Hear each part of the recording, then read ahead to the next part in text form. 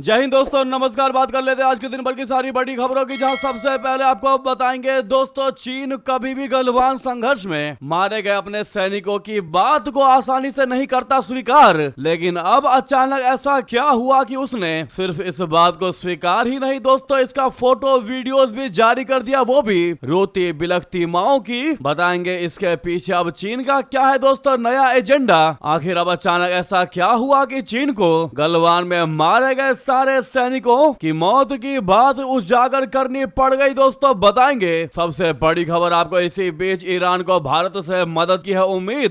प्रधानमंत्री नरेंद्र मोदी जी के यूएई दौरे से पहले ईरानी विदेश मंत्री पहुंच रहे हैं दिल्ली। तो वहीं दोस्तों अब बांग्लादेश ने कह दिया है कि हम भारत के साथ दोस्ती तो चाहते हैं, लेकिन हम चाहते हैं कि ऐसा होना चाहिए। बताएंगे कैसे कंडीशन अप्लाई कर रहा है दोस्तों बांग्लादेश भारत के साथ अच्छे रिश्ते रखने के लिए। आखिर क्या चाहता है वो भारत से। लेकिन वही बांग्लादेश के बयान से पहले ही दोस्तों सीएम बनते ही एक्शन में शुभेंदु अधिकारी। बांग्लादेश बॉर्डर पर फेंसिंग और घुसपैठियों को भगाने की बड़ी तैयारी। तो वही शुभेंदु अधिकारी के इस फैसले के बाद दोस्तों नेपाल में मच गया हड़कंप। आनन फानन में बालेंद्र शाह सरकार को रोहिंग्या मुसलमानों की एंट्री पर रोक लगाने के लिए उठाना पड़ गया बड़ा कदम दोस्तों। अब जो भी भारतीय जाएंगे नेपाल, उनके लिए कर दिया गया है ये कार्य अनिवार्य। तो वही बढ़ते ईंधन संकट के बीच प्रधानमंत्री मोदी जी की 3 बड़ी अपीलों पर सबसे बड़ा सवाल, सबसे बड़ा कयास, क्या देश में फिर लगेगा लॉकडाउन। आखिर क्या इशारा किया प्रधानमंत्री मोदी जी ने अपने इस बयान के थ्रू दोस्तों, सबसे पहले आपको बताएंगे जो कोई नहीं बताएगा। लगे हाथ तो वीडियो को लाइक करके, चैनल को सब्सक्राइब करके, बेल आइकन दबा के कमेंट में जय हिंद अवश्य कहिएगा। बात करते हैं पहली सबसे बड़ी खबर की, जहां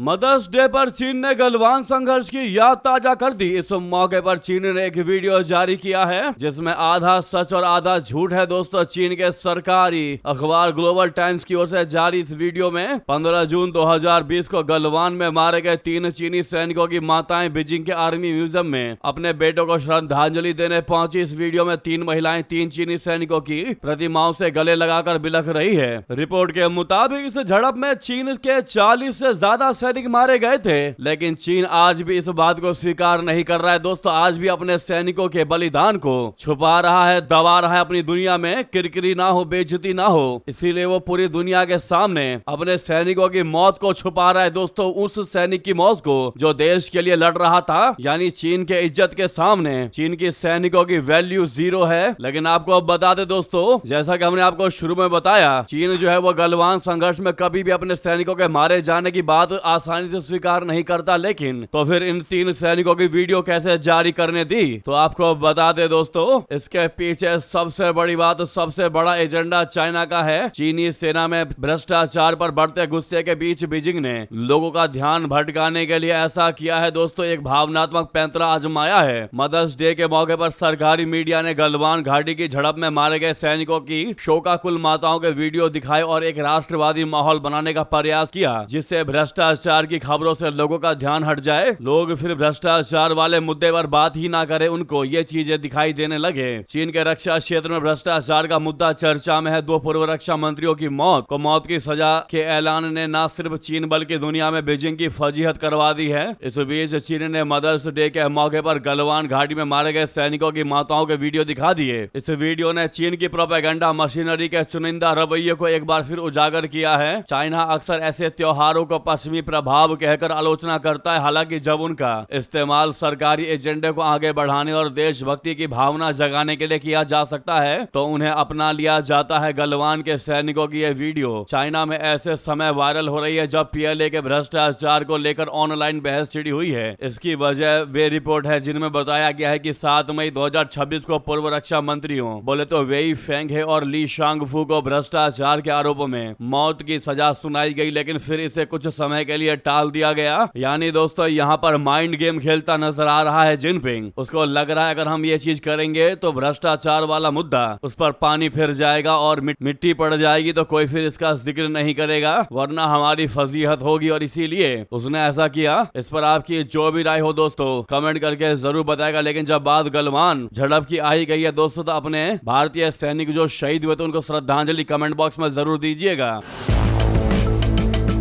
वहीं आपको बता दें ईरान को भारत से मदद की है उम्मीद। अमेरिका से जंग के बीच नई दिल्ली आ रहे ईरानी विदेश मंत्री अरागची प्रधानमंत्री मोदी जी के यूएई दौरे से पहले पहुंच रहे हैं दिल्ली। बता दें अमेरिका ईरान के बीच जब से युद्ध शुरू हुआ है तब से भारत और ईरान के रिश्तों ने कई उतार चढ़ाव देखे हैं। हालांकि दोनों देशों के रिश्ते अच्छे हैं, लेकिन भारतीय जहाजों और यूएई पर हुए अटैक में भारतीयों की मौत को लेकर इनके रुख में बदलाव भी आया है। अब इन्हीं परिस्थितियों के बीच सैयद अब्बास अरागची का इस सप्ताह होने जा रहा भारत दौरा केवल एक कूटनीतिक यात्रा नहीं माना जा रहा, बल्कि इसे पश्चिम एशिया में बढ़ते तनाव के बीच एक अहम रणनीतिक कदम के रूप में देखा जा रहा है। ईरान के विदेश मंत्री नई दिल्ली में 14 से 15 मई को होने वाली ब्रिक्स विदेश मंत्रियों की बैठक में हिस्सा लेने आ सकते हैं। यह बैठक ऐसे समय हो रही है जब पश्चिमी एशिया में संघर्ष, ऊर्जा सुरक्षा और वैश्विक शक्ति संतुलन जैसे मुद्दे तेजी से उभर रहे हैं। ऐसे में एक्सपर्ट्स का मानना है कि अरागची की संभावित भारत यात्रा यह दिखाती है कि ईरान मौजूदा संकट के बीच खुद को अंतर्राष्ट्रीय स्तर पर अलग थलग नहीं दिखाना चाहता। तेहरान अब ब्रिक्स जैसे मंचों के जरिए अपने पक्ष को मजबूत करने का प्रयास कर रहा है, खासकर ऐसे समय में जब अमेरिका और पश्चिमी देशों के साथ उसका टकराव लगातार बढ़ रहा है। इसमें दिलचस्प ये भी है कि इस दौरान प्रधानमंत्री नरेंद्र मोदी के अबू धाबी दौरे की संभावना भी भारत की संतुलित पश्चिम एशिया नीति को दिखाती है। 18 मई को प्रधानमंत्री नरेंद्र मोदी जब नीदरलैंड्स जाते हुए अबू धाबी में रुकेंगे, यह सिर्फ एक छोटा सा स्टॉप ओवर नहीं बल्कि पश्चिम एशिया की पूरी राजनीति में मास्टर स्ट्रोक साबित होगा। दोस्तों, इस मुलाकात के दौरान भारत और यूएई मिलकर गुजरात, फुजैरा, अकाबा से गुजरने वाले उस ट्रेड रूट की प्लानिंग आगे बढ़ा सकते हैं जो दुनिया भर की अर्थव्यवस्था का रुख मोड़ने की ताकत रखेगा।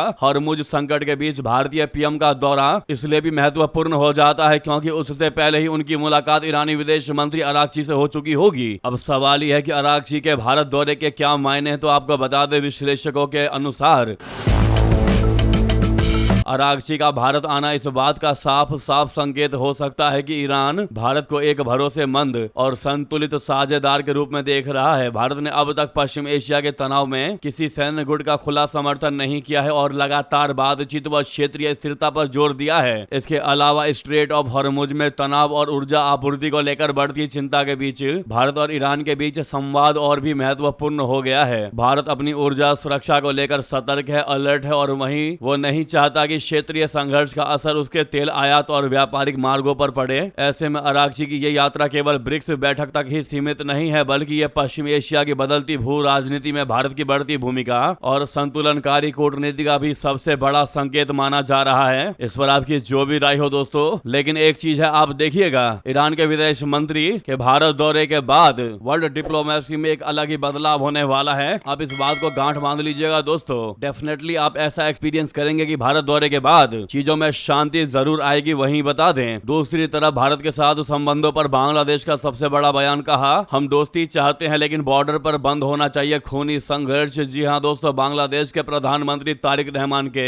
वरिष्ठ सलाहकार राहुल कबीर रिजवी ने भारत के साथ संबंधों को लेकर बहुत बड़ा बयान दे दिया। उन्होंने कह दिया कि बांग्लादेश भारत के साथ मैत्रीपूर्ण संबंध चाहता है। इस दौरान उन्होंने पिछले हफ्ते बॉर्डर पर 2 बांग्लादेशी नागरिकों के मारे जाने को लेकर भी चिंता जताई। शुक्रवार रात त्रिपुरा के सिपाही जाला में बीएसएफ की कार्रवाई में 2 संदिग्ध बांग्लादेशी तस्कर मारे गए थे। इसके बाद बीएसएफ और बॉर्डर गार्ड्स बांग्लादेश यानी बीजीबी के अधिकारियों की मौजूदगी में शनिवार को शव परिजनों को सौंप दिए गए। रिजवी ने रविवार को डिप्लोमा इंजीनियरों के राष्ट्रीय सम्मेलन में इस घटना का जिक्र किया। उन्होंने कहा कि शनिवार भी ब्राह्मण बरिया सीमा पर 2 लोगों को गोली मार दी गई। इसी दौरान उन्होंने बांग्लादेश और भारत के बीच अच्छे संबंधों पर जोर दिया। रिजवी ने कहा कि हम दोस्ती चाहते हैं लेकिन अगर सीमा पर बार बार खून की होली खेली जाएगी तो अच्छे संबंध कैसे रखा जाएगा, अच्छे संबंध बनाना मुश्किल हो जाएगा। उन्होंने ये भी कहा कि भारत की जनता भी सीमा पर इस तरह की घटनाएं नहीं देखना चाहती, कृपया इस पर ध्यान दिया जाना चाहिए।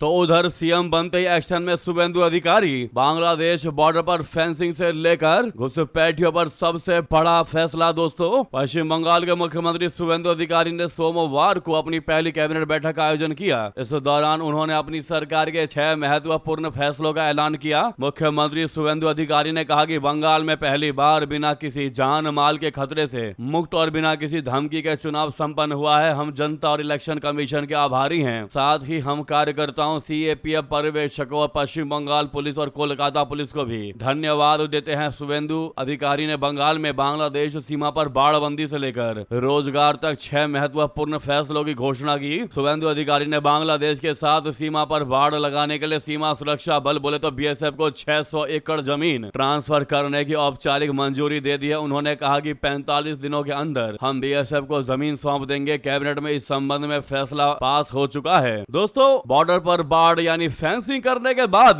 पहली बात तो ये घुसपैठिए भारत में प्रवेश नहीं कर पाएंगे और जो भी घुसपैठिए अभी भी भारत में मौजूद है, फेंसिंग के बाद इनको निकालने का काम जारी होगा। इस बीच बांग्लादेश के साथ बंगाल बॉर्डर पर झड़प भी देखने को मिल सकता है, जैसा कि बांग्लादेश के कट्टरपंथियों ने बांग्लादेश की सरकार ने कहा है कि अगर भारत जबरदस्ती किसी को भी बंगाल में से निकाल कर बांग्लादेश भेजेगा तो हम उचित कार्रवाई करेंगे। ऐसे में दोस्तों ये टेंशन वाली बात भी देखने को मिल सकती है बॉर्डर क्षेत्र में। लेकिन इसी बीच आपको बता दें सबसे बड़ी चौंकाने वाली खबर, इधर शुभेंदु अधिकारी ने लिए फैसले तो उधर नेपाल में मच गया तहलका। रोहिंग्या मुस्लिमों की एंट्री रोकने की तैयारी में लग गए बालेंद्र शाह। रिपोर्ट के मुताबिक ये फैसला पश्चिम बंगाल में बीजेपी की सरकार बनने के बाद लिया गया है। बालेंद्र शाह प्रशासन ने यह आकलन किया है कि भारतीय जनता पार्टी के बंगाल में सरकार बनाने के बाद वहां के रोहिंग्या मुसलमान जो घुसपैठियों के रूप में वहां रह रहे हैं, वो अब भारत से निकलकर नेपाल में प्रवेश कर सकते हैं। जी हां, मोदी सरकार के भगाने के बाद वो नेपाल में घुस सकते हैं। ऐसे में नेपाल की बालेंद्र शाह सरकार एक्टिव हो चुकी है, उनके महकमे में तहलका मच चुका है। दोस्तों, अब भारतीयों के लिए आईडी कार्ड अनिवार्य कर दिया है बालेंद्र शाह की सरकार ने, यानी नेपाल जाने के लिए अब भारतीयों को अपना आईडी कार्ड दिखाना होगा। नेपाली मीडिया रिपोर्ट्स के मुताबिक मोरंग के सीमावर्ती इलाके में जोगबनी सीमा चौकी से नेपाल जाने के लिए पहचान पत्र अनिवार्य कर दिया गया है। मोरंग जिला सुरक्षा समिति ने सीमावर्ती क्षेत्र में अवैध घुसपैठ और आपराधिक गतिविधियों को नियंत्रित करने के लिए यह फैसला लिया है। मोरंग के सहायक मुख्य जिला अधिकारी सरोज कोइराला के मुताबिक ये फैसला नेपाल की तरफ से लिया गया है, लेकिन यह पूरे तरीके से सुरक्षा पर आधारित है। रेतोपति के मुताबिक सूत्र ने कहा कि पश्चिम बंगाल में बीजेपी के बहुमत के साथ सरकार बनाने के बाद वहां अफरा तफरी का माहौल है। भारतीय मीडिया में ऐसी खबरें आ रही है कि रोहिंग्या मुसलमान वहां से भाग रहे हैं। ये सच है या नहीं ये तो पता नहीं, लेकिन भारतीय मीडिया में मुसलमानों के अपने सामान के साथ भागने के वीडियोस भी सामने आ रहे हैं। रिपोर्ट में बताया गया है कि नेपाल की सरकार इस मुद्दे को कूटनीतिक मामले के बजाय आंतरिक सुरक्षा के लिहाज से देख रही है। रिपोर्ट में यह भी कहा गया है कि प्रशासन ने ट्रेन के आने के समय विशेष निगरानी बढ़ाने की रणनीति अपनाई है, चूंकि हर समय कड़ी जांच करने से दिक्कतें हो सकती हैं। इसीलिए ट्रेनों के आने के समय जब 500 से 1000 लोग एक साथ प्रवेश करते हैं तो उनके आईडी कार्ड की जांच के लिए व्यवस्था की गई है। इसके अलावा सीमा पर अवैध घुसपैठ को रोकने के लिए प्रशिक्षित कुत्तों का भी इस्तेमाल किया जाएगा। यानी कि दोस्तों, अब बालेंद्र शाह को यह लग रहा है कि भारत से रोहिंग्या भाग करके नेपाल में प्रवेश करेंगे। इस पर आपकी जो भी राय हो दोस्तों अवश्य कमेंट करके बताइएगा। वही नेक्स्ट खबर की बात कर लेते हैं, जहां क्या देश में फिर लगेगा लॉकडाउन। प्रधानमंत्री नरेंद्र मोदी जी की 3 बड़ी अपील के बीच ऐसी क्यों जताई जा रही है संभावना? क्या सॉफ्टली तरीके से पीएम मोदी जी ने लॉकडाउन की ही बात कही है? बढ़ते ईंधन संकट के बीच क्या है ये जानकारी, क्या है उनका इशारा? क्या भारत पर भी मिडिल ईस्ट संकट का असर पड़ रहा है? प्रधानमंत्री मोदी जी से लेकर सीएम तक सबने फ्यूल बचाने की क्यों रट लगा ली? क्या कोई अनहोनी का डर है? ये सबसे बड़े सवाल खड़े हो रहे हैं दोस्तों। जी हां, हैदराबाद में प्रधानमंत्री नरेंद्र मोदी जी के हालिया भाषण ने पूरे देश में एक व्यापक चर्चा छेड़ दी है और कई लोग उनकी अपीलों की तुलना कोविड-19 लॉकडाउन के दौरान देखने को मिली पाबंदियों और जीवन शैली में आए बदलावों से कर रहे हैं। जैसे जैसे पश्चिम एशिया में तनाव के कारण वैश्विक तेल आपूर्ति में बाधा आ रही है और ईंधन की कीमतें बढ़ रही है, वैसे वैसे प्रधानमंत्री मोदी जी ने नागरिकों से अपील किया है कि वे अपनी मर्जी से कुछ उपाय अपनाएं, जैसे कि वर्क फ्रॉम होम ले, पेट्रोल और डीजल की खपत कम करें और गैर जरूरी सोने की खरीदारी से बचें। उनके इन बयानों ने ऑनलाइन बहस छेड़ दी है। कई लोग ये सवाल पूछ रहे हैं कि क्या देश एक बार फिर आर्थिक पाबंदियों के ऐसे दौर की ओर बढ़ रहा है जैसा कि हमने महामारी के समय देखा था। हालांकि सरकार ने किसी भी लॉकडाउन या औपचारिक प्रतिबंधों की घोषणा नहीं की है। इसके बजाय प्रधानमंत्री नरेंद्र मोदी जी का भाषण मौजूदा वैश्विक संकट के दौरान भारत की इकोनॉमी और विदेशी मुद्रा भंडार पर दबाव कम करने के लिए जनता के सहयोग पर केंद्रित था। रविवार को हैदराबाद में एक सार्वजनिक कार्यक्रम में बोलते हुए प्रधानमंत्री मोदी जी ने कहा कि बढ़ती भू राजनीतिक तनाव और वैश्विक सप्लाई चेन में रुकावटों के कारण दुनिया को बड़ी आर्थिक अनिश्चितता का सामना करना पड़ रहा है। अब ऐसे में प्रधानमंत्री मोदी जी द्वारा दिए गए तमाम बयानों के बाद सोशल मीडिया पर देश में लॉकडाउन लगने को लेकर नई बहस छिड़ गई है। हालांकि अभी तक भारत में किसी भी तरह के लॉकडाउन, यात्रा प्रतिबंध या अनिवार्य पाबंदियों के संबंध में कोई आधिकारिक घोषणा नहीं की गई है, लेकिन प्रधानमंत्री नरेंद्र मोदी जी के इन बयानों को, उनके इस अपील को सॉफ्ट लॉकडाउन की तरफ देखा जा रहा है दोस्तों की भारत में ऐसा हो सकता है अगर यही स्थिति बनी रही, वैश्विक लड़ाइयां जारी रही, हॉर्मुज को लेकर यही स्थिति बनी रही, अमेरिका, ईरान, इजराइल के बीच जंग छिड़ता गया, उधर रशिया यूक्रेन में भी जंग चलता गया, तो व्यापार के मार्ग रुक सकते हैं। और अगर पूरी दुनिया में व्यापार स्मूथली नहीं हो पाएगा तो फिर कहीं ना कहीं भारत सरकार को भी कोई ना कोई बड़ा कदम उठाना पड़ेगा। दोस्तों, अभी भारत की मोदी सरकार सिर्फ जनता से अपील कर रही है कि अगर आप लोग इन बातों को मान लेंगे और थोड़े से भारत देश के लिए जनहित में कार्य करेंगे तो हो सकता है हम पर ज्यादा दबाव ना पड़े, क्योंकि अभी जितना भी हमारे पास भंडार बचा हुआ है हम मुहैया तो करवा रहे हैं, लेकिन अपने जेब से करवा रहे हैं। यानी कि पूरी दुनिया में तेल को लेकर महामारी है, लेकिन भारत में अभी भी तेल के दाम नहीं बढ़ाए गए हैं, क्योंकि सरकार अपने जेब से तेल के दाम को बैलेंस कर रही है। लेकिन अगर पानी सर के ऊपर जाता रहा तो शायद सरकार को भी कदम उठाने पड़ सकते हैं। तो यह है इशारा प्रधानमंत्री नरेंद्र मोदी जी का। आपकी इस पर क्या राय है दोस्तों? लेकिन कमेंट में आप लोग जवाब जरूर लिखकर बताइएगा। क्या आप प्रधानमंत्री नरेंद्र मोदी जी द्वारा किए गए इस अपील को मानेंगे? बताइएगा जरूर दोस्तों। लगे हाथ तो वीडियो को लाइक करके, चैनल को सब्सक्राइब करके, बेल आइकन दबा के कमेंट में जय हिंद भी अवश्य कह दीजिएगा। मिलते अगली बड़ी खबर में। यहाँ तक बने रहने के लिए आप सभी का बहुत बहुत धन्यवाद, बहुत बहुत आभार। जय हिंद, जय भारत, जय श्री राम।